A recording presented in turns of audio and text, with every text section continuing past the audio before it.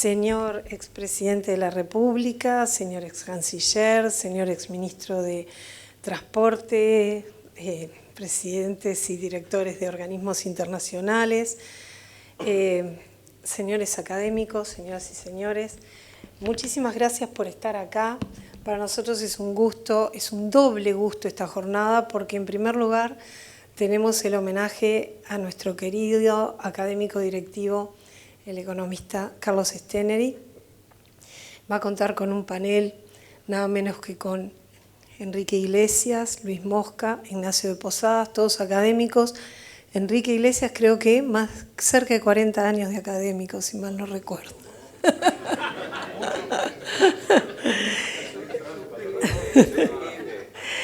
Y bueno, y la doble alegría porque también hoy hacemos entrega de la edición 17ª del Premio Academia Nacional de Economía. Recién veía a Ignacio Muncho, fue uno de nuestros primeros premios Academia de Economía, así que para nosotros es realmente un gusto. Antes de darle la palabra a los oradores, les comento que tuvimos muchos mensajes de gente que no podía venir, el expresidente Luis Alberto Lacalle Herrera y el director de Planeamiento y Presupuesto, Isaac Alfi, me mandó una carta que me pidió que leyera. Señora Presidenta, Academia Nacional de Economía, María Dolores Benavente, presente. Lamentablemente, obligaciones del cargo que ocupo impiden, como sería mi deseo, estar presente en el homenaje que hoy se rinde a la trayectoria del economista Carlos Steneri. Ante ello, les solicito se lean estas breves líneas. El economista Steneri era director de planeamiento cuando ingresé, ya casi 38 años atrás, a la OPP. A partir de allí he conocido gran parte de su vida y la de su familia. Su nominación en 1989 como agente financiero de Uruguay en Washington, cargo que desempeñó por más de 2 décadas, lo llevó a tener un rol relevante en el relacionamiento con los organismos internacionales, aliviándonos la carga a quienes hacíamos el trabajo desde aquí, pero también forjando amistades y contactos siempre útiles y necesarios, en especial cuando los momentos no eran los mejores. Su tarea ha sido en todo momento profesional, respetuosa y valorada por propios y ajenos.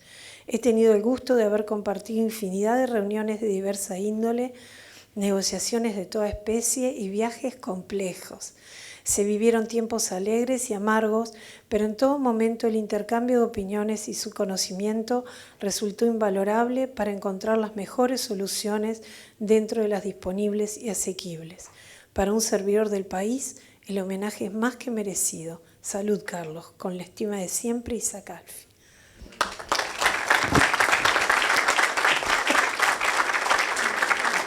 Así que, sin más, los dejo con los oradores. ¿Arranco yo? ¿Se oye sin micrófono o no? Así no tengo que estar con una mano sola, va a pelear. Bueno, buenas tardes a los que no tuve oportunidad de saludar. A mí me tocó conocer a Carlos hace años, allá por el 92, cuando Lacalle me zampó el Ministerio de Economía. Y en uno de esos días de pesadilla en el tercer piso, los días de pesadilla en el Ministerio de Economía en esa época eran los lunes, los martes, los miércoles, los jueves, los viernes y parte del sábado, a veces también el domingo. Pero bueno, dando vuelta con la cantidad de problemas que había, el despacho del tercer piso, que es una de las cosas más, debe estar igual, ¿no? Más triste, más lúgubre, tiene un lambrío oscuro, espantoso. Mirá, ahí está el ocupante. Bienvenida. Y el único elemento decorativo que tenía, que espero que Azucena lo haya conservado, era un cuadro al óleo gigantesco, ¿te acordás, Luis? Que estaba en una punta de unas carabelas en un mar embravecido, tormenta, una cosa espantosa. Y abajo tenía la chapita con el título, que decía Rumbo a lo desconocido. Yo nunca supe quién fue el humorista que lo puso, pero bueno, era bastante real. Y bueno, yo andaba ahí tratando de ver para dónde era el rumbo de lo desconocido, cuando entra Inés, que era la secretaria, una señora, era la dueña del tercer piso del ministerio. Me dice, ministro, quiero tener una reunión con usted, el economista Steneri. ¿Quién es el economista Steneri? ¿Quién es el economista Steneri? Inés con gran paciencia me explicó lo que yo debía de haber sabido. Dice, no, es el agente financiero del Uruguay en Washington, que ha venido. En realidad, ese funcionario no es funcionario del ministerio, es del banco, es una especie de funcionario encubierto, de esos arreglos que tiene el Ministerio de Economía con el Banco Central. Yo enseguida pensé, ya digo, ¿qué me viene a pedir? Porque todo el mundo va al ministerio a pedir, salvo los que van a protestar y a pedir, pero bueno. Entonces inmediatamente llamé, primero a Enrique Braga, le digo, decime un poco, me dijo, no, tipo bárbaro, así que está. Yo por la duda llamé a Ramón Díaz, que no da nota fácil así, me digo, decime Ramón, no, me dijo, de la planta. Bueno, está perfecto. Entonces decidí recibirlo, pero siempre pensando a ver qué va a pedir, qué va a pedir, qué va a pedir. Bueno, pues resultó que el tal funcionario había venido expresamente de Washington a poner su cargo a disposición del nuevo ministro, porque quería dejar al ministro en libertad de elegir una persona de su confianza. Y si para muestra basta un botón, ese fue el tal botón de muestra y fue el comienzo de una relación que yo valoro hasta el día de hoy muchísimo. Por supuesto que le dije que se quedara inmediatamente y nunca me arrepentí. Para mí que el ministro Bisoño, que no sabía de economía mayormente, algunos saben, ¿no? Pero no son muchos. Era un aporte bárbaro. Y así fue que lo constaté, han dado el tiempo, ¿no? Por un lado, el prestigio de Carlos, el capital acumulado, y por otro, algo que yo lo fui conociendo muy rápidamente, una persona de una lealtad fantástica, transparente, y con una cualidad que no es tan común, y es la persona que dice las cosas con afecto, pero con firmeza. Que eso también es muy importante cuando uno está en un cargo de ese tipo. Carlos era una suerte de Chicago Boy medio extraño, un Chicago Boy criollo, que unía capacidad técnica y formación con los pies en la tierra y un sólido sentido común, que es tan importante una cosa como la otra. Y nos tocó, no sé si te acordás, a poco tiempo de habernos conocido, nos volvimos a juntar en Santo Domingo, asamblea del BID, presidida por Enrique, para mí era la primera, así que ahí me acompañó Carlos, o yo lo acompañé a él, porque sabía lo que pasaba, y ahí me di cuenta muy rápidamente del prestigio de Carlos, del capital que tenía en relaciones y en prestigio. Y ahí me hizo el aguante, que no sé si te acordarás, a mi primer reunión con Domingo Cavallo, que fue una cosa surrealista, como después eran todas las que vinieron más atrás. Que no habíamos puesto la cola en la silla cuando inmediatamente digo, bueno, ¿y ahora cuándo es que nos van a dar la información para la FIP de las colocaciones de los argentinos en el Uruguay? Yo que venía muy cansado y muy cascoteado, se me escapó una carcajada, una cosa que quedó, lo dejé mudo, conseguí superar la soberbia de Cavallo, que no era fácil, ¿no? Pero quedó completamente descolocado, pasamos a hablar de 4 cosas más y se terminó la reunión en 5 minutos, tampoco daba para mucho más. Pero bueno, ese fue el comienzo de una relación que evolucionó muy rápidamente, de ser una relación funcional a ser una relación de confianza primero, y de amistad, de mucha amistad después, que en esa etapa todavía del ministerio y demás, culminó con un episodio memorable que fue la asamblea del Fondo Monetario en Madrid. Mercedes se reía porque se va a acordar. Y para mí fue la última. En Madrid, en un lugar gigantesco en las afueras, había como 1000 y pico personas en el plenario. Nosotros por alfabeto nos había tocado atrás, donde estaba toda la prensa, cámaras, una batería de gente y demás. Y también por alfabeto, como siempre, al lado de Estados Unidos. La representación americana era Alan Greenspan y Lloyd Bernstein, eran los dos. Yo llegué, me senté, un poco minutos cayó Greenspan con aire distraído, una cantidad de diarios abajo del brazo, empezó a leer con los lentes por acá y demás. 5 minutos después llegó Bernstein y lo saludó. Se sentaron los dos, Macanudo saludó acá. Empezó a hablar, no sé qué era, el presidente, nadie lo estaba escuchando.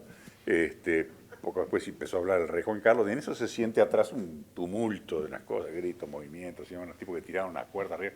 Hay una cercha gigantesca que iba desde el fondo, pasaba por arriba nuestro hasta el podio. Los tiraron los tipos para abajo, al final 2 quedaron arriba de las cerchas y empezaron a caminar haciendo unos pininos por la cercha que pasaba justo arriba nuestro. Los 2 americanos, como hablaba el rey en español y no entendían ni jota, tenían puestos esos orejones de la traducción, con lo cual no sintieron nada, ni del ruido, ni de nada. Entonces lo agarro a Bernstein y le digo, no, estos tipos para mí no son, o son para ti, o son para el rey. En interín venían haciendo bien. Hizo un gesto así, inmediatamente apareció esos tipos que parecen tallados en madera dura, con el pelo corto, un violín en el oído, y se puso entre los dos americanos a mirar al que venía con la mano puesta dentro del saco. Obviamente no estaba buscando el peine. Entonces yo digo, pero pará, digo, ¿qué hace? Este tipo no va a tirar. Entonces me dice, no, cuando se le llama, ya pasan a depender de sus superiores, nosotros no podemos hacer nada. Digo, estás loco, hay 1000 y pico de personas, no podemos hacer nada. ¿No? Entonces, a mirar, este americano, ¿cierto? En eso el rey seguía hablando, muy canchero, después nos enteramos que él había sabido en cierto momento. Aparecen atrás del rey, hay unos cortinados y aparecen dos tipos con unas armas largas. Entonces, no, acá no, entre el fulano, el Elliot Ness, que sabe qué trabuco tiene, y dos gallegos con uno, pues, acá está. Bueno, siguieron los tipos que venían por arriba, y así pasaron por arriba nuestro, gran suspiro de los americanos, caminaron por, y en eso paran, el primero llevaba una mochila y el segundo empieza a escarbar adentro de la mochila del primero. Yo digo, va, acá, ¿qué es lo que va? Otra vez el americano puso la mano adentro. Y en eso sacaron un cartel que estaban contra la matanza de ballena, no sé lo que era, ambientalistas, con lo cual, gran respiro de todo el mundo, bueno, terminó la asamblea. Y el día siguiente marchamos, nos tomamos unos días, hacemos una gira organizada por Enrique Braga, pobre. 4 matrimonios, en una Renault gigantesca que había alquilado Enrique, Carlos la había bautizado de La Maja. Y ahí fuimos hasta Santiago de Compostela, que fue el punto alto del viaje. Llegamos un domingo, nos habían invitado al Hostal de los Reyes Católicos. Cuando llegamos con la camioneta de unas pintas siniestras, sale el gerente corriendo y dice, miren, los están esperando para la misa mayor en la catedral. Y yo, ¿cómo? Sí, los están esperando. Ahí salimos corriendo, las mujeres indignadas porque no había dado tiempo de peinar. Efectivamente, la catedral estaba repleta, todo el mundo esperando, y unos monaguillos adelante que nos llevaron por el medio de la catedral, la gente sacaba fotos. Hasta el altar, nos sentaron en el presbiterio, a 1 metro del altar, nosotros, una vergüenza espantosa. Termina la misa, bota fumeiro para nosotros, con toda la barba, espectacular. Viaje que se los acorta. Terminó a la vuelta, tuvimos que parar en Zaragoza porque los Steneri tenían que agarrar el tren, porque si no perdían el avión en Baraja. Por supuesto llegamos tarde a la estación. Cuando llegamos el tren ya estaba saliendo, Carlos y Mercedes corriendo como tiro por el andén y nosotros atrás con la valija. Metieron ellos para adentro y nosotros la valija, para que llegaran a tiempo, que al final pudieron y no perdieron felizmente no perdieron el tren.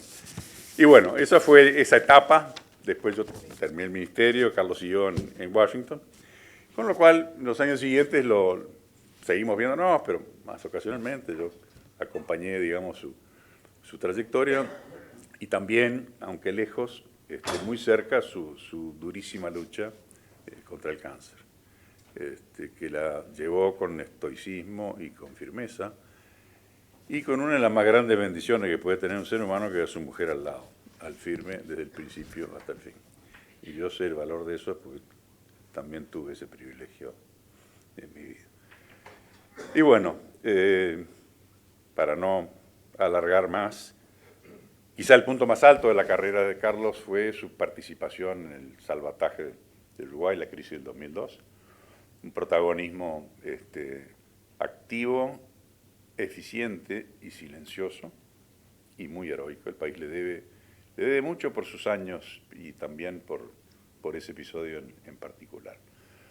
Así que, Carlos, yo agradezco primero el haberte tenido en esos años tan difícil rumbo a lo desconocido, pero sobre todo por una amistad muy profunda, muy sincera, que yo valoro muchísimo hasta el día de hoy. Muchas gracias.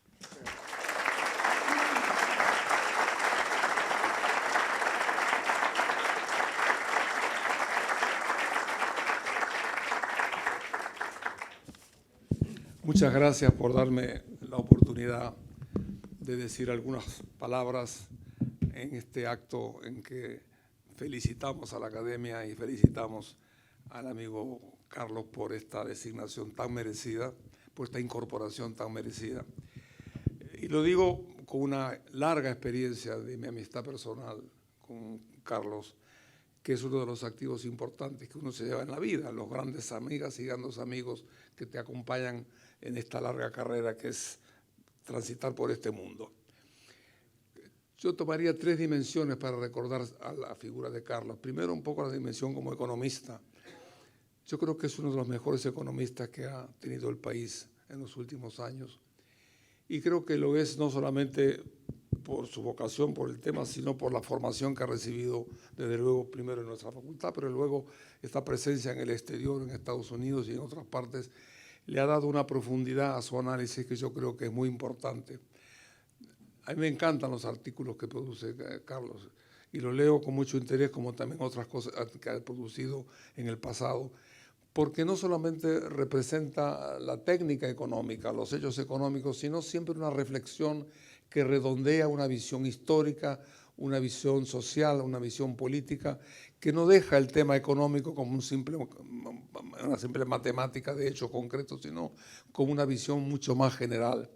Eso lo hace muy atractivo, pero muestra también un grado importante de su cultura personal. Es decir, todo esto se refiere básicamente a sus intereses, a su intelectualidad, a su acercamiento a la realidad económica, pero de una visita en donde lo social y lo político juegan un papel importante.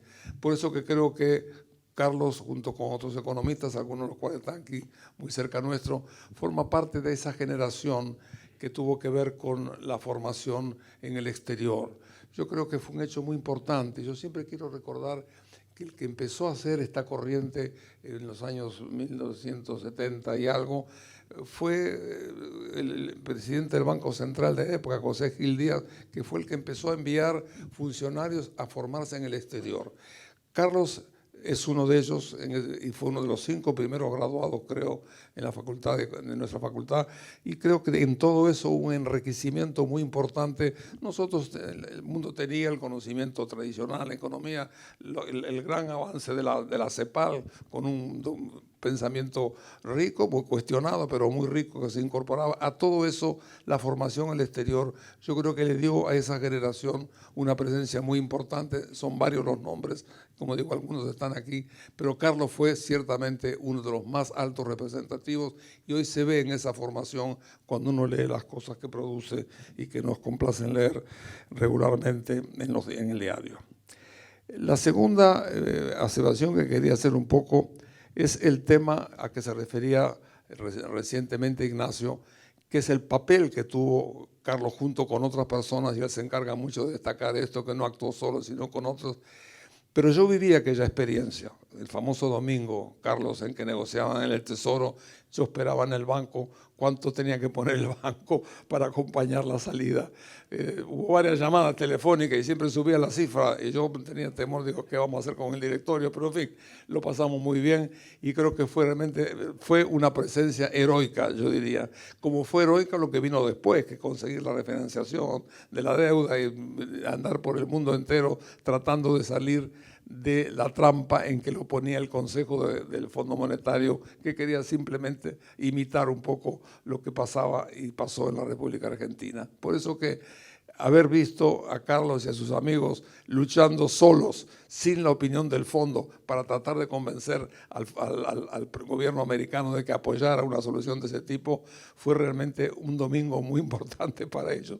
Y de alguna forma también me tocó acompañarlo desde las oficinas del banco aquel domingo en la tarde. De manera que en todo eso marca una experiencia única. Yo creo que hay que agradecerle a él y a su equipo, a los equipos que lo ayudaron, por una decisión tan importante como es esta de poder evitar lo que fue tan triste una experiencia en la Argentina. Nosotros la podemos sortear gracias a que este grupo de amigos jugó y pudo ser lo que hoy ha sido un buen recuerdo.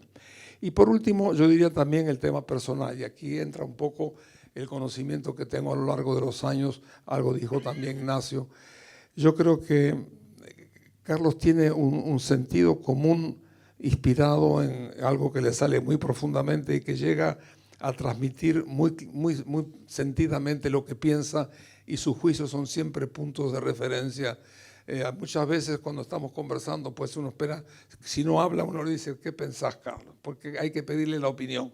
¿Por qué? Porque sabemos que es una opinión que calma, que le da solución a los problemas, que transmite confianza, y eso simplemente en un interlocutor pues es muy rico. Yo, hoy en día me acompaña en la Fundación Astur, ocupándonos de los mayorcitos, y estamos muy agradecidos de su cooperación y su presencia permanente. En todo caso, yo creo que Carlos representa parte de esta generación muy importante de esos años que fue dándole al país experiencia, apoyo del sector privado, del sector público, pero muy consciente de que en el fondo había que mantener claras las ideas, tratar de pensar al país en su dimensión y en su proyección política y social y económica para hacer de nuestro país un gran país. Creo que le debemos todos, por tanto, un gran agradecimiento y sentirnos muy contentos de que se haya tomado esa decisión de poder incorporarlo dentro de este grupo de amigos y amigas. Muchas gracias.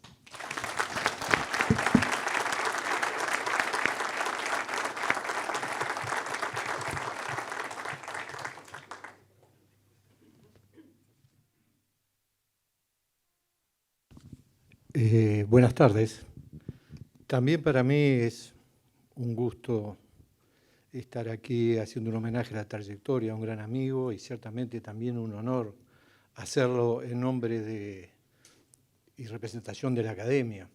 Y como toda trayectoria tiene un comienzo, y entonces me importa destacar, porque para mí es algo superior, el plan del año 1966 de la Facultad de Ciencias Económicas y Administración de la Universidad de la República, es el que abre dos ramas, la de economista licenciado en Economía y la de contador público licenciado en Administración. Y hubo un primer grupo, naturalmente, que se recibe dentro de ese plan, lo decía Enrique, 5 economistas, alguno de ellos está acá, vi por ahí a Jorge Caumont, fueron los pioneros. Y la verdad que la anécdota es espectacular, van a la caja de jubilaciones y pensiones universitarias a inscribirse y dicen, no, lamentablemente, carreras hechas en la UTU, acá en esta caja. Entonces, lo increíble del caso es que alguien entrañable, el contador Federico Slinger, que entonces era el decano de la Facultad de Ciencias Económicas y Administración, cuando le cuentan este insuceso, el que naturalmente fue superado, dijo, bueno, pero vamos a tener que salir a explicar un poco de qué se trata en este asunto de los economistas, porque era algo que no se conocía realmente en su caballería. Y en virtud de ello se hacen visitas, Slinger los presentaba, eran finalmente los tripulantes del Apolo 1, Plan 66, iban en delegación al Ministerio de Economía, Banco Central, Oficina de Planeamiento. Carlos al tiempo entra en la Oficina de Planeamiento y este es el comienzo, digamos, de la actividad de Carlos. Actividad en el plano público, naturalmente que también tuvo actividad privada, como consultor, como director de empresas, actividad docente y periodística, como la destacaba también Enrique. Pero queremos destacar en su desempeño, digamos, su participación en la función pública, como servidor público. Y dentro de ella, obviamente, la representación financiera en Washington, que ocupó desde el año 1989 al 2010, 21 años concretamente, y como una extensión de ella, otro punto muy destacable que fue un puntal en la creación y primer director de la unidad de gestión de la deuda pública en la órbita del Ministerio de Economía, oficina creada en el año 2005.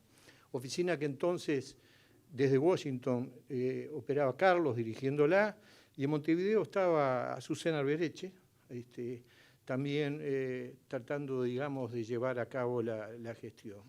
Decía, Carlos asume en el año 1989, fue un año importante, es el año en el cual cae el muro de Berlín, no voy a extenderme lo que eso representó para el mundo, pero en la región continuaban todos los problemas asociados a la deuda. Fines de los 80, ¿se acuerdan? El Plan Baker, y con todas las derivaciones que yo tuve. ¿Qué era lo fundamental que hacía Carlos en esos momentos? Bueno, tenía que hacer todos los contactos con los organismos multilaterales de crédito, el BID, el Banco Mundial. Eran años en los cuales no se emitía, no había financiamiento para obras de infraestructura. había que hacer a su vez un seguimiento con los programas convenidos con los bancos. Llega el Plan Brady en el año 91, había que buscar con los bancos también el cofinanciamiento para que todo esto pudiera llevarse adelante, y ciertamente cualquiera de estos programas con el BID o Banco Mundial de Créditos, el seguimiento de cumplimiento de cada una de las etapas estaba precedido y seguía estándolo durante, digamos, el mantenimiento de los mismos, por conocer la opinión del seguimiento de los programas con el Fondo Monetario Internacional. En los 80 y en los 90 el país suscribió varios acuerdos con el Fondo Monetario, no los voy a mencionar todos, pero ustedes sí los tienen que recordar: stand-by clásicos, los precautorios, el precaution stand-by, los programas de facilidades extendidas que tenían reformas estructurales asociadas a ellos, y que todos ellos naturalmente daban pie a los desembolsos del fondo que se requirieran, y por cierto también daban pie a el avance en el tratamiento de los programas con los bancos que aludía, ¿no es cierto? Pero eran programas que si había desembolso del fondo había que cumplir con metas muy exigentes, ¿no es cierto? Y yo me acuerdo, estando yo en el ministerio, a tipo anécdota, en aquellos años era un precautorio, un programa stand-by precautorio exige cumplimiento de metas trimestrales. Simplemente uno tiene un extintor a mano que en la eventualidad de requerirlo hace uso de él. Esos son los fondos que uno puede disparar en la eventualidad de tener problemas.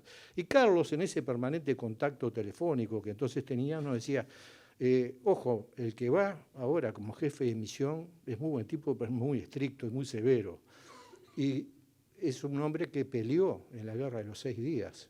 Fue jefe de un equipo de tanques. Y entonces era realmente una cosa complicada, tener que pedir eventualmente un waiver, porque esas cosas que uno suma y resta hasta el cierre del mes, a ver cómo dan las cuentas. Además, gente experiente como era él, sabe las triquiñuelas que se suelen hacer, digamos, para cumplir. La verdad que finalmente era un señor, yo no me acuerdo del nombre, trataba de recordarlo. Bueno, aquel era otro Fondo Monetario Internacional, eso no tenga ninguna duda. Cuando uno hoy ve los programas que se acordaron y los desembolsos que se hicieron con Argentina, es para tirarse los pelos, ¿no? Evidentemente, aquel era un mundo con una gobernanza mucho más firme que la que tenemos hoy, una gobernanza global mucho más firme. Y no me refiero solo al Fondo Monetario Internacional, veamos las Naciones Unidas, veamos la OMC.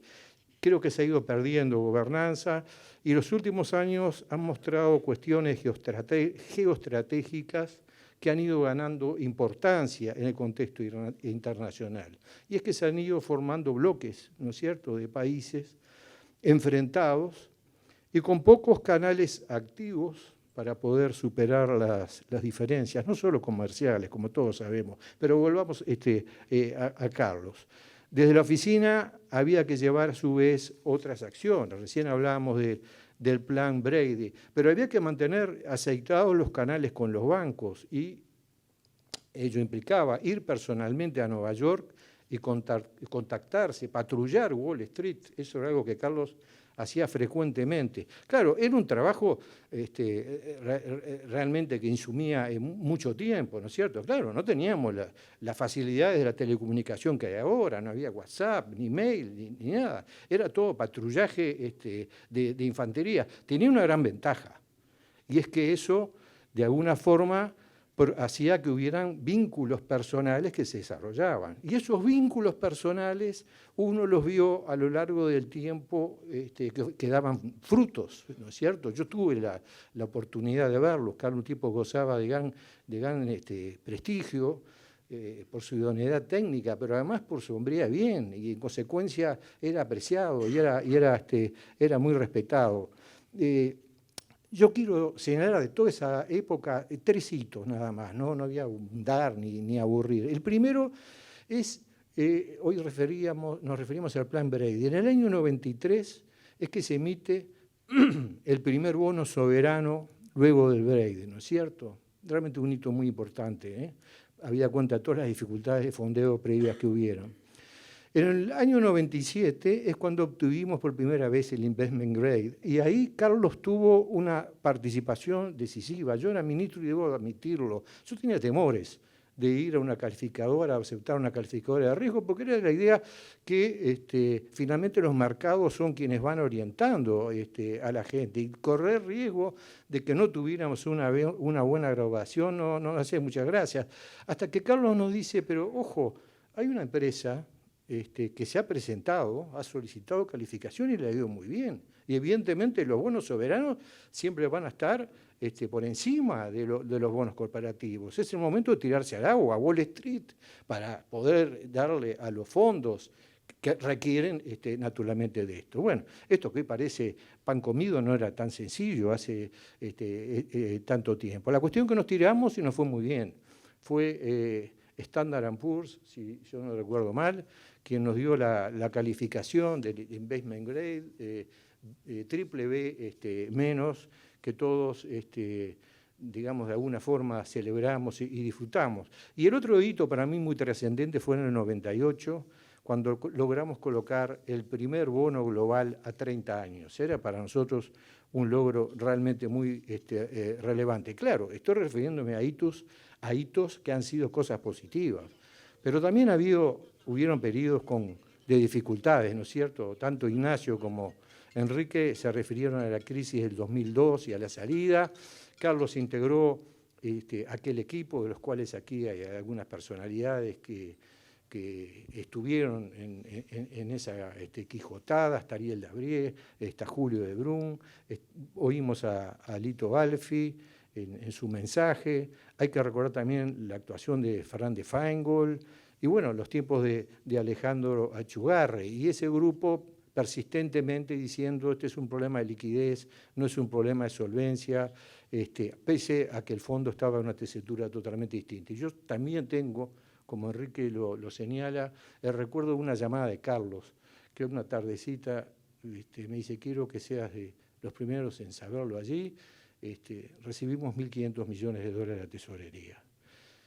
Fue como una bendición, porque naturalmente eso que era el equivalente a los depósitos a la vista y a las cajas y a los depósitos en caja de ahorro que había en el sistema. Por el hecho de decirlo en otros términos, ese desembolso implicaba cubrir las cadenas de pagos, nada menor.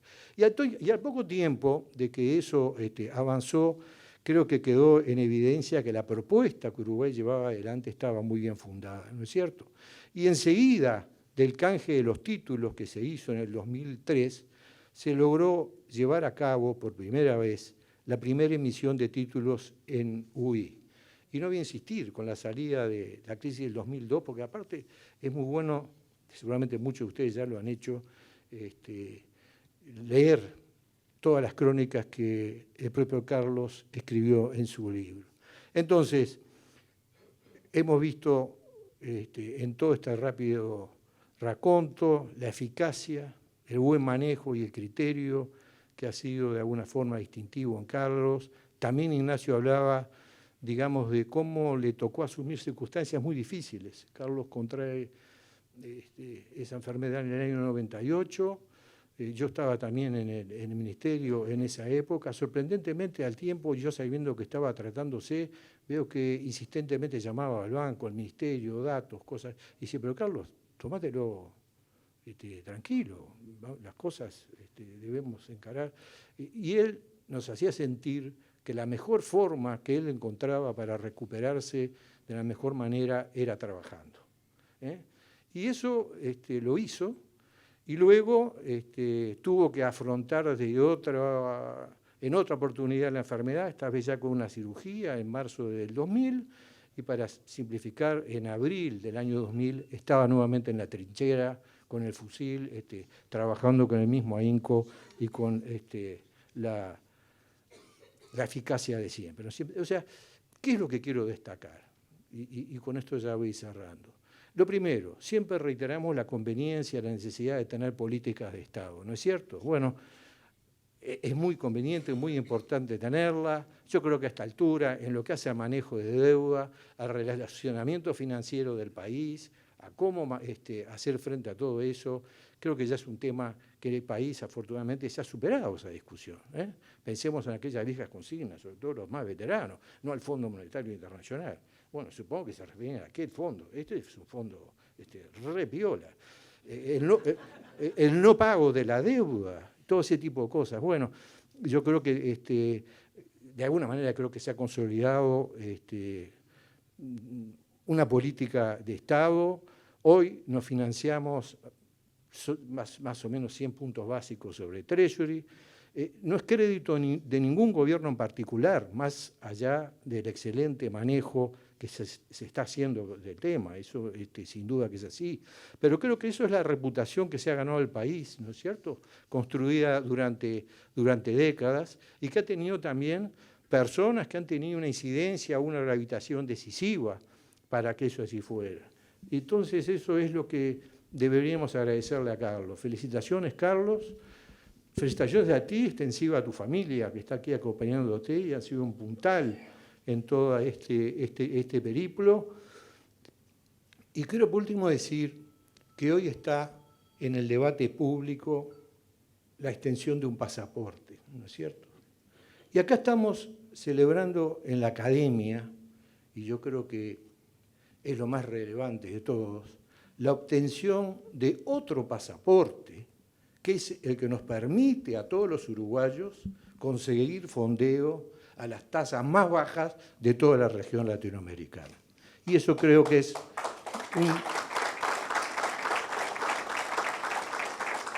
un testimonio, digamos, de nuestro reconocimiento. Muchas gracias a todos.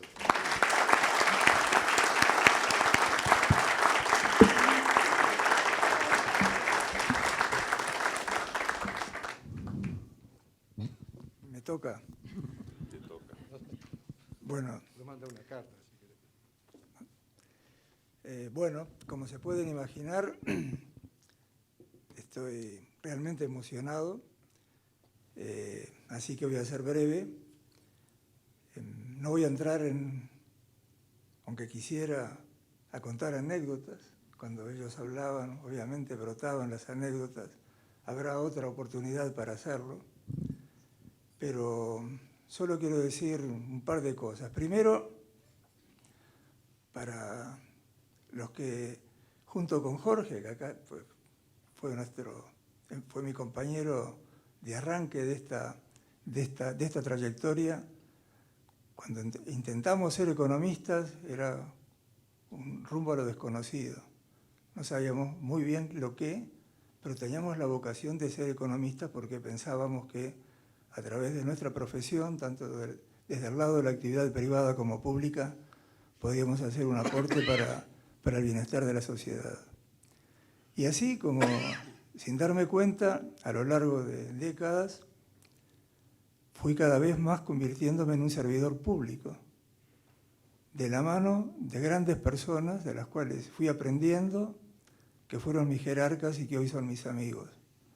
Desde Ariel Dabrie, que está mirando para arriba y haciéndose el distraído como es habitual, cuando allá en la Oficina de Planeamiento y Presupuestos, nosotros, pequeños recién egresados de la facultad, con alguien con más experiencia, íbamos aprendiendo sobre la marcha, en lo que yo llamaría, para aquellos que nos dedicamos a la profesión y trabajamos en la política económica, trabajar en la política económica para un médico es como trabajar en un hospital, que a veces hay que visitar los pisos, es todo un mundo apacible, que se toman decisiones que por supuesto son importantes, pero que hay momentos que hay que bajar a la sala de urgencia.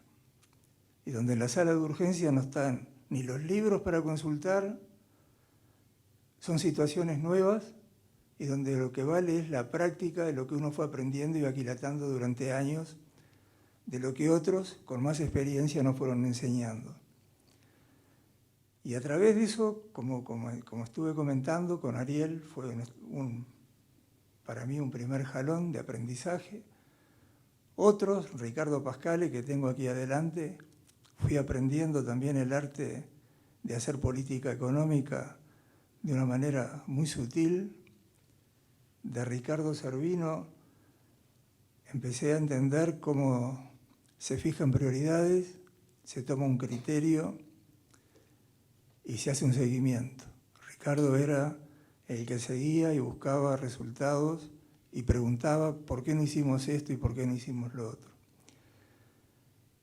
Así me tocó la etapa entonces, la gran decisión de mi vida, que fue por 2 años, pero se convirtieron en 21, de aceptar ser el agente financiero de Uruguay en Estados Unidos, con el cometido de ir a refinanciar la deuda del Plan Brady. Recuerden que en aquel momento todos los países de América Latina estaban con el síndrome del alto endeudamiento. Pero bueno, después que se refinanció la deuda con el Plan Brady, y ahí obviamente comencé a conocer gente nueva, acá el querido amigo Ignacio de Posadas, conocí por supuesto muy de cerca al presidente Lacalle, cosa a quien no tenía la más remota idea de verlo, nunca lo había visto personalmente, y ahí también fui aprendiendo de verlo actuar en el exterior, de su calidad y cualidad de presidente. Como después del Plan Brady los bancos dijeron, bueno, ahora no hay más financiamiento, no vengan a pedir más plata, el tema era, bueno, ¿qué hacemos ahora? No podíamos depender estrictamente de los organismos multilaterales. Y como decía aquí Ignacio y Luis, los contactos son los contactos. Un día, hablando con alguien que conocía de un banco, me dijo, bueno, pero ¿sabes qué? Hay unos inversores belgas que pueden estar interesados en comprar un bono de Uruguay. ¿Cómo? Sí.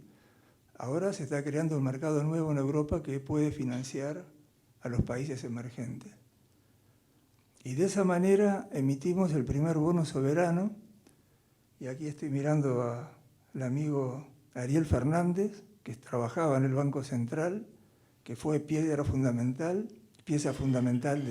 de esa primera emisión, que nos llevó luego a ir aprendiendo sobre la marcha, porque nunca habíamos estudiado de cómo se hacía para emitir un bono, quiénes eran los inversores, cuáles eran las características, entender los contratos con una legislación totalmente distinta a la nuestra, etc. Bueno, en ese transcurrir llegamos al grado de inversión, nos parecía que habíamos tocado el cielo con las manos, pero otra enseñanza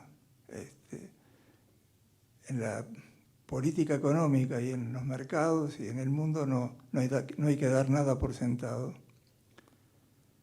Y ahí entramos sin darnos cuenta, no que no nos diéramos cuenta, es que ya habíamos comenzado a percibir, y puedo comentar algo así como anécdota. Un día recibo una llamada en el año septiembre del año 98 del Fondo Monetario, que había una reunión secreta de ministros de Economía, que por favor confirmaran, se hacía con 24 horas de aviso. Por supuesto, llamé a Luis, le digo, venite Luis, esto es urgente, no sé de qué se trata, pero hay que estar. Fuimos, ciertamente la cosa era seria. El subdirector gerente del Fondo Monetario, Stanley Fischer, nos explicó que a raíz del default de la deuda de Rusia, de un bono doméstico, los mercados se habían cerrado para los países emergentes. Con lo cual, México estaba a la víspera de entrar en una gran crisis de endeudamiento que podía arrastrar a todo el continente, como había ocurrido en el año 82. Obviamente que de eso no hubo comentario de prensa. Hoy ya pasó tanto tiempo, eso fue así. Con lo cual, con Luis decidimos instantáneamente, hablando con un amigo que nos había ofrecido hacía poco un bono a 10 años para Uruguay, a una tasa, no recuerdo, digamos, 5%, que queríamos fondearnos rápidamente. Lo que era una cuestión de una respuesta inmediata, demoró horas, ya insistiendo, dijo, bueno, ¿sabes una cosa? Que ya no hay 10 años y por ser ustedes 5 años y con una tasa más alta. Y tomamos la decisión y hicimos ese bono para capturar liquidez porque sabíamos que venían nubes por el horizonte. Obviamente esas nubes se convirtieron en tormenta, Brasil devalúa, Argentina es arrastrada por la crisis, nos arrastra a nosotros con la crisis bancaria. Y aquí me voy a permitir también decir que un día recibo una llamada, dice, hola, ¿quién habla? Jorge. Yo dije, Jorge, ¿cómo? Me dice, no, Jorge Valle.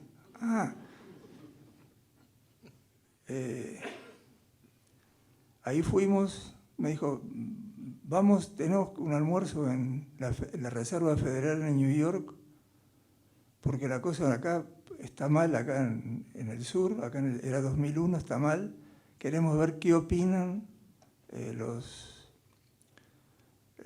la gente de Wall Street. Bueno, obviamente los principales bancos nos dijeron, Argentina que se olvide de financiamiento, están haciendo las cosas mal, se han rifado el programa con el fondo. Y ahí, en esa instancia, comencé a entablar una relación muy estrecha con el presidente Jorge Valle. No tanto como político, sino como persona.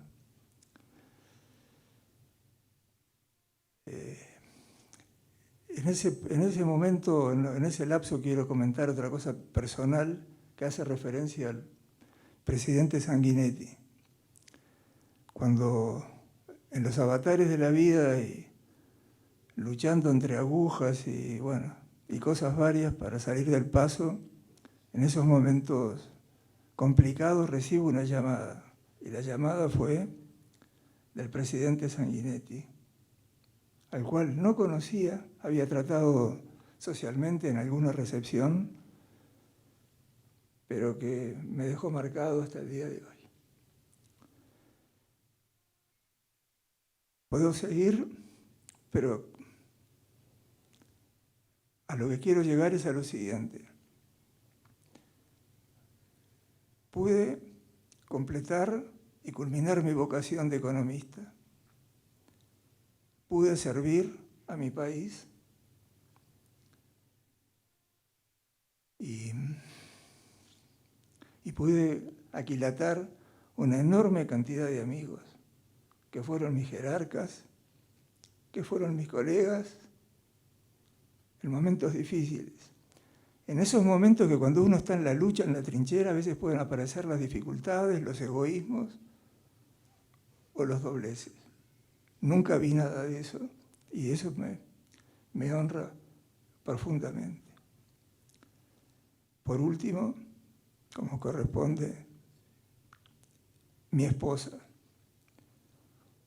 Mi esposa que tuvo el coraje de casarse con un estudiante de economía al cual le faltaban 6 materias. De economía, ¿de qué íbamos a trabajar? Era lo que decía mi madre, ¿y ahora qué vamos a hacer? Bueno, esa compañera de vida hoy está aquí presente, están mis hijos, mis nietos. Bueno, hay uno que está online porque vive en Estados Unidos, pero bueno, esa es la historia de vida de un economista y muchas gracias a la Academia por reconocerlo. Muchas gracias.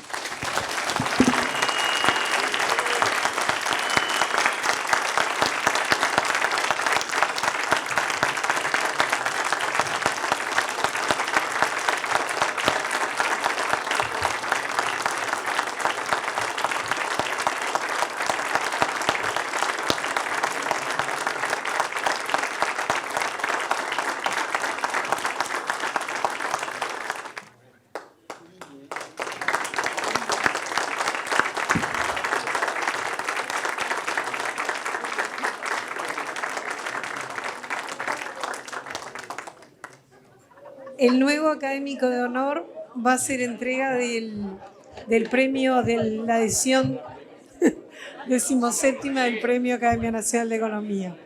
Tengo que hacer entrega del Premio Nacional de Economía la academia está reconociendo el aporte de un joven economista que es la semilla de este